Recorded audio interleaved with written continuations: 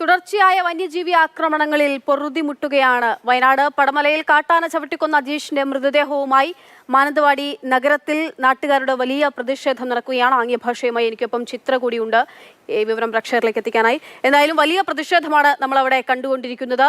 ഇപ്പോഴും സബ് കളക്ടറുടെ ഓഫീസിൽ കളക്ടറുടെ നേതൃത്വത്തിൽ യോഗം നടന്നുകൊണ്ടിരിക്കുകയാണ്. CCF മുന്നോട്ട് വെച്ചിട്ടുള്ള നിർദ്ദേശങ്ങൾ ഒന്നും തന്നെയും അംഗീകരിക്കാൻ ബന്ധുക്കൾ ഉൾപ്പെടെയുള്ള ആളുകൾ തയ്യാറാകുന്നില്ല. അവിടെ വലിയ വാക്കേറ്റമൊക്കെ ഉണ്ടായിക്കൊണ്ടിരിക്കുന്നു. യോഗത്തിൽ വനമന്ത്രി രാജിവെക്കണമെന്നുള്ള മുദ്രാവാക്യം ഉയർത്തിക്കൊണ്ടാണ് സബ് കളക്ടറുടെ ഓഫീസിന് മുന്നിലും പ്രതിഷേധം നടക്കുന്നത്. മാനന്തവാടിയിൽ ഇന്ന് ഹർത്താലാണ്.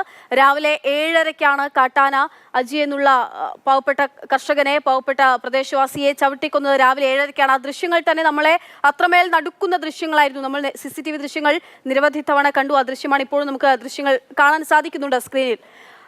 ആ അജിയുടെ മൃതദേഹവും ഏന്തിക്കൊണ്ട് 7:30-ക്ക് സംഭവിച്ച മരണമാണ്. ഇപ്പോഴും അവിടെ പ്രതിഷേധം നടക്കുകയാണ്. പൊരിവെയിലത്ത് ചേതനേറ്റ അജിയുടെ മൃതദേഹമുണ്ട്. അജിയുടെ കുടുംബത്തിന് 50 ലക്ഷം രൂപ നഷ്ടപരിഹാരം നൽകണം, ഭാര്യയ്ക്ക് സ്ഥിരം ജോലി വേണം, അജിയുടെ കടം ഏറ്റെടുക്കണം തുടങ്ങിയിട്ടുള്ള ആവശ്യങ്ങളാണ് മുന്നോട്ട് വയ്ക്കുന്നത്. ഇതിൽ ആദ്യ ഗഡു തിങ്കളാഴ്ച നൽകാമെന്നുള്ള ഒരു ഉറപ്പാണ് CCF നൽകിയിരിക്കുന്നത്. 5 ലക്ഷം രൂപ തിങ്കളാഴ്ച നൽകും, ബാക്കി പിന്നീട് സ്ഥിരം ജോലി നൽകുന്നതിൽ ഒരു തീരുമാനമെടുക്കാൻ സാധിക്കില്ല എന്നുള്ള കാര്യവും CCF പറയുന്നു. എന്തായാലും യോഗം ഇപ്പോഴും പൂർണ്ണമായിട്ടില്ല. ഈ നിർദ്ദേശങ്ങൾ ഒന്നും തന്നെയും പൂർണ്ണ തൃപ്തിയോടെ അവർ ഏറ്റെടുത്തിട്ടുമില്ല. ബന്ധുക്കൾ ഉൾപ്പെടെയുള്ള ആളുകൾ ചിലർ യോഗത്തിൽ പങ്കെടുക്കുന്നുണ്ടെന്നാണ് അറിയുന്നത്. അവരൊന്നും അതിൽ അംഗീകാരം നൽകുകയും ചെയ്തിട്ടില്ല, സമ്മതം മൂളുകയും ചെയ്തിട്ടില്ല. അതുകൊണ്ട് തന്നെ അവിടെയും ഒരു വാക്കേറ്റം ഉണ്ടാകുന്നു. അതേസമയം തന്നെ വലിയ പ്രതിഷേധം പുറത്ത് സംഭവിച്ചുകൊണ്ടേയിരിക്കുകയാണ്. ജനങ്ങൾ അതിവൈകാരികമായി പ്രതിഷേധിക്കുന്നു. ആബാലവൃദ്ധം ജനങ്ങളും ഈ പ്രതിഷേധത്തിന്റെ ഭാഗമായി കൊണ്ടിരിക്കുകയാണ്. അവരെ പോലീസ് നമുക്ക് ദൃശ്യങ്ങളിൽ കാണാൻ സാധിക്കുന്നുണ്ട്. ആ വാതിൽ തകർത്ത് ആ ചർച്ച നടക്കുന്ന കെട്ടിടത്തിനുള്ളിലേക്ക് കയറാനുള്ള ശ്രമം നടക്കുന്നുണ്ട്. പക്ഷേ പോലീസ് അവരെ തടയുന്നുണ്ട്. അത് പോലീസ് മറ്റൊരു ഇടപെടലിലേക്ക് പോലീസ് നീങ്ങുന്നില്ല. കാരണം ജനങ്ങൾ വൈകാരികമായിട്ടുള്ള ഒരു പ്രതിഷേധമാണ്. അതൊരു പക്ഷേ ആ തലത്തിലേക്ക് നീങ്ങിയിട്ടുണ്ടെങ്കിൽ കൈവിട്ടു പോകാനുള്ള ഒരു സാധ്യതയുമുണ്ട്. അതൊക്കെ നമുക്ക് ഇപ്പോൾ ദൃശ്യങ്ങളിൽ കണ്ടുകൊണ്ടിരിക്കാൻ സാധിക്കും. എന്തായാലും വയനാട്ടുകാരന്റെ ഗതികേടിൽ വലിയ പ്രതിഷേധം ഇതാ മാനന്തവാടിയിൽ നടന്നുകൊണ്ടിരിക്കുകയാണ്. നമുക്കൊപ്പം ഈ വിഷയത്തിൽ അതിഥികൾ കൂടിയുണ്ട്. സിജിമോൻ ഫ്രാൻസിസ്, ഒപ്പം തന്നെ പിയറി കോമ്പാഴ, വന്യജീവി ഫോട്ടോഗ്രാഫറാണ് അദ്ദേഹം. ഇരുവരും നമുക്കൊപ്പമുണ്ട്. ആദ്യം ഞാൻ ശ്രീ സിജിമോനിലേക്ക് പോവുകയാണ്. സർ, നോക്കൂ, നമുക്ക് ഈ പറഞ്ഞതുപോലെ തന്നെ വലിയൊരു ഗതികേടാണ് വയനാട് ജനതയെ സംബന്ധിച്ചിടത്തോളം. ഇപ്പോൾ മുന്നോട്ട് വെച്ചിട്ടുള്ള നഷ്ടപരിഹാരം ഉൾപ്പെടെയുള്ള കാര്യങ്ങൾ അത് കേട്ട് കാണുമെന്ന് കൂടി ഞാൻ പ്രതീക്ഷിക്കുകയാണ്. എങ്ങനെ ഈ ജനങ്ങളുടെ ഈ ഒരു പ്രശ്നത്തിന് ഒരു പരിഹാരം ഉണ്ടാക്കാൻ സാധിക്കും? അല്ലെങ്കിൽ ഇതേ തലത്തിലുള്ള ഒരു നിലപാട് ഇപ്പോഴും അവിടെ ജനങ്ങൾ ഇങ്ങനെ രോഷാകുലരാകുമ്പോഴും ഒരു പെട്ടെന്നൊരു നിലപാട്, ഒരു നടപടി, ഒരു തീരുമാനമെടുക്കാൻ തയ്യാറാകുന്നില്ല എന്നുള്ളതാണ്. ഇങ്ങനെ മതിയോ വനം വകുപ്പും മന്ത്രിയും സർക്കാരും ഒക്കെ?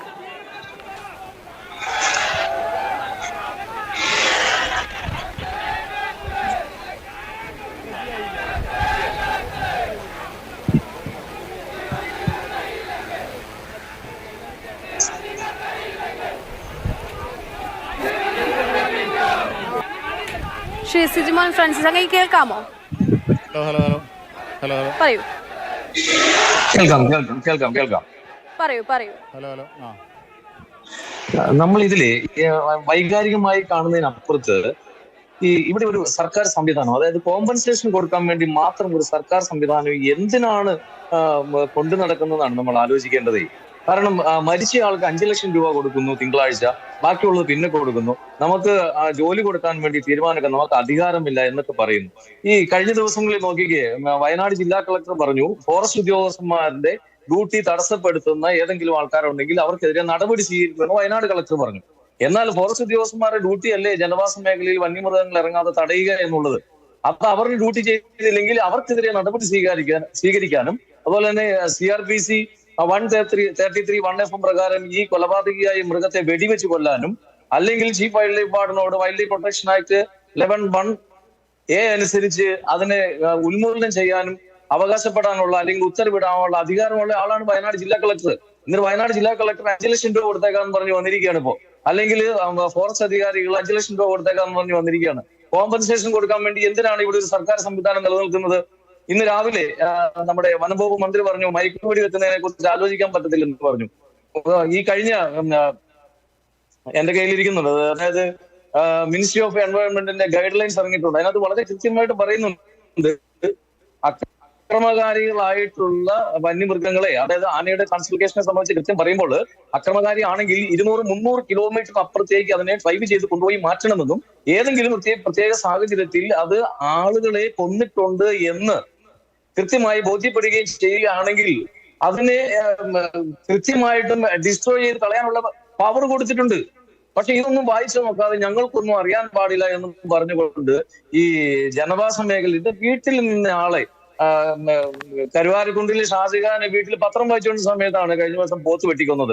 ഈ വർഷത്തെ അതുപോലെ തന്നെ പരക്കം പായിയാണ് കുട്ടികള് വീട്ടിൽ കയറി വെട്ടുന്ന ഈ പറഞ്ഞിരിക്കുന്ന വന്യമൃഗങ്ങളെ പോലും അതിനെ കൃത്യമായിട്ട് പ്രതിരോധിക്കാനുള്ള സംവിധാനം നമ്മുടെ കേരളത്തിൽ ഇല്ലെങ്കിൽ എന്തിനാണ് ഇവിടെ ഒരു ഭരണ സംവിധാനം? ഞാൻ വളരെ വേദനയോടുകൂടി പറയുകയാണ്. ഞാൻ കഴിഞ്ഞ വർഷം നമ്മുടെ ഭരണഘടനാ സ്ഥാപനമായ നമ്മുടെ നീതിയും ന്യായവും സംരക്ഷിക്കപ്പെടേണ്ട ഏറ്റവും വലിയൊരു പരമോന്നത സ്ഥാപനമായ അഡ്വക്കേറ്റ് ജനറൽ ഓഫീസിൽ ഞാനൊരു വിവരാവകാശ അപേക്ഷ കൊടുത്തു. അതിനത് ചോദിച്ചത് എങ്ങനെയാണ്? വനമേഖലയുമായിട്ട് അതിർത്തി പങ്കിടുന്ന മേഖലകളിലാണ് ഞാൻ ജീവിക്കുന്നത്, കൈക്കുഞ്ഞുങ്ങളുമായിട്ടാണ് ഞാൻ ജീവിക്കുന്നത്. ഏതെങ്കിലും ഒരു പ്രത്യേക സാഹചര്യത്തിൽ ഒരു വന്യമൃഗം എന്റെ വീട്ടിലേക്ക് കടന്നു വരികയോ എന്റെ കുഞ്ഞുങ്ങളുടെ ജീവന് ഭീഷണിയുണ്ട് എന്ന് ഉത്തമ ബോധ്യം വരികയും ചെയ്താൽ IPC 100ന്റെ ആനുകൂല്യങ്ങളും നിലവിലുള്ള ഭരണഘടന നൽകുന്ന ആനുകൂല്യങ്ങളൊക്കെ വെച്ചുകൊണ്ട് സ്വയരക്ഷയ്ക്ക് വേണ്ടി, സ്വയം പ്രതിരോധത്തിന് വേണ്ടി എനിക്ക് ആ മൃഗത്തെ കൊല്ലാമോ എന്ന് ഞാൻ ഒരു വിവരാവകാശ അപേക്ഷ കൊടുത്തപ്പോ അഡ്വക്കേറ്റ് ജനറൽ ഓഫീസിൽ നിന്ന് എനിക്ക് അതിന് മറുപടി തരാതെ അതിന് മറുപടി തരാൻ വേണ്ടി മുഖ്യ വനപാലകനെ ഏൽപ്പിച്ചു അഡ്വക്കേറ്റ് ജനറൽ ഓഫീസിൽ നിന്ന്. എന്നിട്ട് മുഖ്യ വനപാലകൻ എനിക്ക് അതിന് മറുപടി തന്നിരിക്കുന്നതെന്ന് അറിയാമോ? നിലവിൽ വൈൽഡ് ലൈഫ് പ്രൊട്ടക്ഷൻ ആക്ട് 11(2) അനുസരിച്ച് അങ്ങനെ ഒരു വന്യമൃഗം ഉത്തമ ബോധ്യം ഉണ്ടെങ്കിൽ പോലും കുഞ്ഞുങ്ങളുടെ ജീവന് ഭീഷണിയാകുമെന്ന് ഉത്തമ ബോധ്യം ഉണ്ടെങ്കിൽ പോലും കൊല്ലാൻ പാടില്ല എന്ന് എനിക്ക് മറുപടി വന്നു.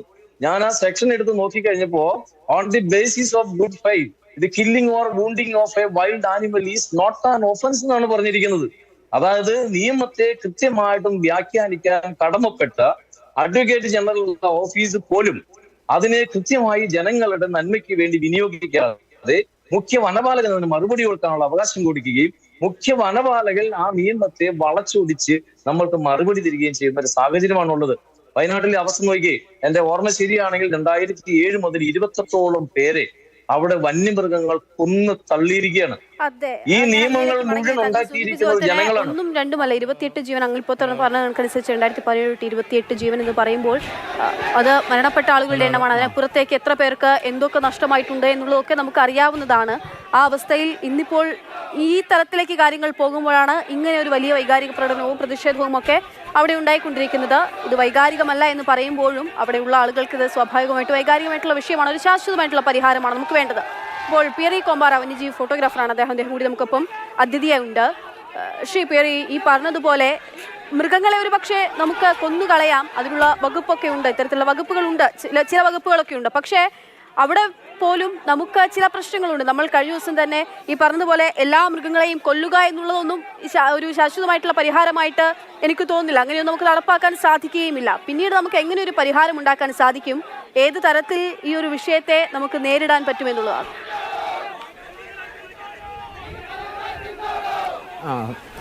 ഞാൻ ഇപ്പം നടന്ന ഒരു ഇൻസിഡൻറ്റിനെ പറ്റിയിട്ട് എന്തെങ്കിലും ഒരു കമൻറ്റ് പറയുന്നതിൽ അത് വളരെ, കാരണം ഇത്രയും ജനരോഷമുള്ള ഒരു ടൈമിൽ നമ്മളത് പറയുന്നത് ശരിയാണെന്ന് എനിക്ക് തോന്നുന്നില്ല. കാരണം എല്ലാ ജീവനും വിലയുണ്ട്, അത് പ്രൊട്ടക്റ്റ് ചെയ്യേണ്ടത് നമ്മുടെ ഗവൺമെൻറ്റാണ്. അപ്പോൾ ഇപ്പോഴത്തെ ഒരു സിറ്റുവേഷനിൽ ഗവൺമെൻറ് ചെയ്യേണ്ടത് ഉടനെ, അതായത് അതിൻ്റെ ഹയർ അതോറിറ്റി വന്ന് ഇവർക്കുള്ള കോമ്പൻസേഷനും കാര്യങ്ങളും പറഞ്ഞ് ഈ ജനങ്ങളെ ഒഴിവാക്കുക എന്നുള്ളതാണ്.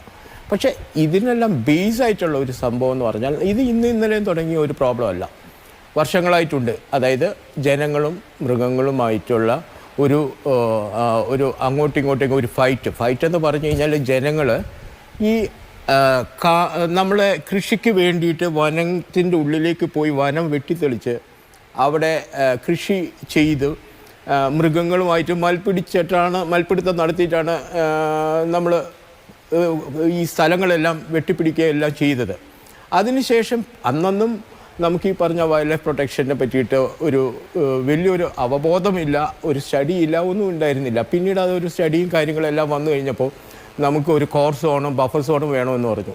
ആ ഒരു ബഫർ സോണിനെ പറ്റിയിട്ട് ഇവിടെ ഒരു വിഷയം വന്നപ്പോൾ കേരളത്തിലെ ഗവൺമെൻറ് പോയി സുപ്രീം കോടതിയിൽ കൊണ്ടുപോയി കൊടുത്തത് കേരളത്തിന് ഒരു പ്രത്യേക പരിഗണന തരണം.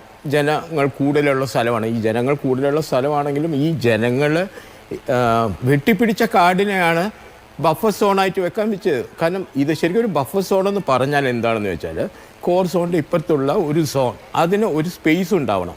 ആ സ്പേസിലേക്ക് ഈ പറഞ്ഞ മൃഗങ്ങൾ ഇറങ്ങുമ്പോൾ ഈ മൃഗങ്ങൾ ഇറങ്ങുന്നത് ഈ ഫോറസ്റ്റ് ഓഫീസേഴ്സ് അത് കണ്ട് ആ മൃഗങ്ങളെ കാട്ടിലേക്ക് തന്നെ തിരിച്ചയക്കാനും പിന്നെ ഈ ബഫർ സോണിൽ ഉണ്ടാവുന്ന ആക്ടിവിറ്റീസ് എപ്പോഴും ഒരു എക്കോ ഫ്രണ്ട്ലിയോ ആയിരിക്കണം. ഇതാണ് ബഫർ സോണും ഈ കോർ സോണുമായിട്ടുള്ള ഒരു ഡിഫറൻസ്. ഇവിടെ എന്താ സംഭവിച്ചിരിക്കുന്നതെന്ന് വെച്ച് കഴിഞ്ഞാൽ നമുക്ക് ബഫർ സോൺ ഇല്ല. ശരിക്കും പറഞ്ഞു 1 കിലോമീറ്റർ എന്ന് പറഞ്ഞാൽ ഒരു 4 കാല് ആന എടുത്ത് വെച്ച് കഴിഞ്ഞാൽ ബഫർ സോൺ കഴിഞ്ഞു. അത് ഉണ്ടെന്നുള്ള കാര്യം, ബഫർ സോൺ അവിടെ ഇത്തരത്തിലുള്ള കാര്യങ്ങളൊക്കെ മെയിൻറ്റെയിൻ ചെയ്യുകയും അവിടെ നടപ്പിലാക്കുകയും ചെയ്യുന്ന വനംവകുപ്പ് ഉദ്യോഗസ്ഥരാണല്ലോ. അങ്ങനെ നിയോഗിക്കപ്പെട്ട ഉദ്യോഗസ്ഥരുടെ കൃത്യമായിട്ടുള്ള അനാസ്ഥയാണ് നമ്മളിവിടെ കണ്ടത്. അതായത് റേഡിയോ കോളർ ഘടിപ്പിച്ച ഒരു ആന രാവിലെ മുതൽ ആ ആനയെ നിരീക്ഷണത്തിൽ വെക്കാമായിരുന്നു, ജനങ്ങൾക്ക് ജാഗ്രതാ നിർദ്ദേശം നൽകാമായിരുന്നു. അതൊന്നും ഇവിടെയില്ല. പൂർണ്ണമായിട്ടും പ്രഥമ ദൃഷ്ട്യാ നഗ്നമായിട്ടുള്ള അവരുടെ അനാസ്ഥ, ജോലിയോടുള്ള അനാസ്ഥ, ജനങ്ങളോട് കാണിച്ച നിരുത്തരവാദിത്വം കൃത്യമായിട്ട് തീർത്തും പ്രകടമാവുകയൂടിയല്ലേ ഇവിടെ ചെയ്യുന്നത്?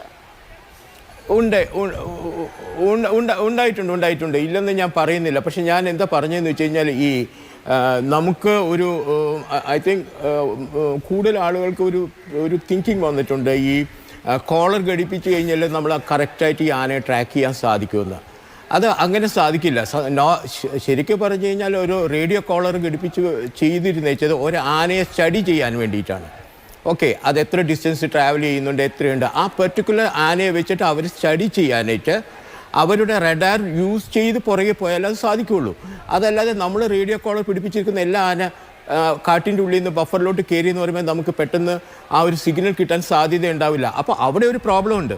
അപ്പോൾ എന്താ വേണ്ടതെന്ന് വെച്ച് കഴിഞ്ഞാൽ ബഫർ സോണ് ലെങ്ത്ത് കൂടുതലുണ്ടായിരിക്കണം. ഈ ആന ഇതിൻ്റെ ഉള്ളിൽ കയറി കഴിഞ്ഞാൽ ഇവർക്ക് കറക്റ്റായിട്ടുള്ള ഒരു ഇൻഫർമേഷൻ കിട്ടി ആ അവയർനെസ് ജനങ്ങൾക്ക് കൊടുക്കാൻ. പക്ഷേ ഞാൻ ഈ കേസിൽ ഞാൻ അറിഞ്ഞത് ഈ എലിഫൻറ്റ് പുറത്തോട്ട് ഇറങ്ങിയിട്ട് ടൈം കൂടുതൽ എടുത്തിരുന്നു, ഇവർക്ക് സമയം ഉണ്ടായിരുന്നു, ഇവരൊരു അലേർട്ട് ജനങ്ങൾക്ക് കൊടുക്കണം. അവിടെ അവർക്ക് ഒരു മിസ്റ്റേക്ക് സംഭവിച്ചിട്ടുണ്ട്. അപ്പോൾ അതുകൊണ്ടാണ് ഞാൻ പറഞ്ഞു, അറിയാമായിരുന്നു ആന പുറത്തേക്ക് ഇറങ്ങിയത് അറിയാമായിരുന്നു, എന്തുകൊണ്ട് ജാഗ്രതാ നിർദ്ദേശം നൽകിയില്ല എന്നുള്ളതാണ് ഈ ഒരു പ്രശ്നത്തിന്റെ എല്ലാ ഉത്ഭവം അവിടെയാണ് ഉണ്ടാകുന്നത്. അവിടെ തന്നെയാണ് അനാസ്ഥയെ നമുക്ക് ചൂണ്ടിക്കാണിക്കാനുള്ളത്. അങ്ങയിലേക്കും ഒപ്പം തന്നെ ശ്രീ സിജിമോനിലേക്ക് മടങ്ങിയെത്താം. ഇപ്പോൾ നമുക്ക് അവിടെ നിന്ന് ലഭ്യമാകുന്ന വിവരങ്ങൾ കൂടി ഒന്ന് പ്രേക്ഷകരിലേക്ക് എത്തിക്കുകയാണ്.